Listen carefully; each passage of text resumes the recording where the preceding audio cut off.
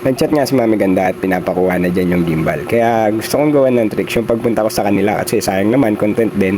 So ayan, nag-iisip ako kung anong gagawin ko. Tapos napanood ko yung kay Master E-Crabs, yung biglang nagte-teleport yung item.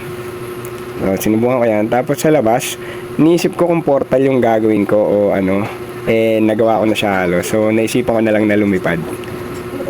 So ayan nga kaso biglang may dumaan ng mga bata. Papaangatin ko pa sana dun yung camera kagaya nito. Kaso dumaan nga yung mga bata, makulit. So ayan na. Pinagalitan pa ako ng guard dyan kasi kung ano daw ginagawa ko. Pero sabi ko, content lang po. Tapos pumayag naman.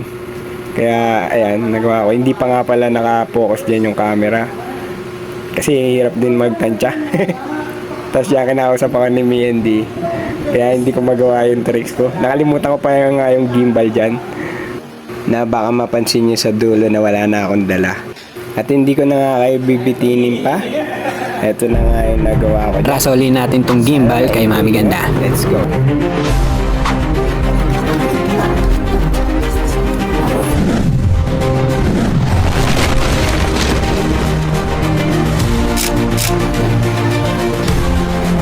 Ewan ko ba, bigla akong naiya. Thank you sa pag-welcome me, Andy. Thanks for watching. Follow, like, comment, at kung gusto nyo, share nyo na din.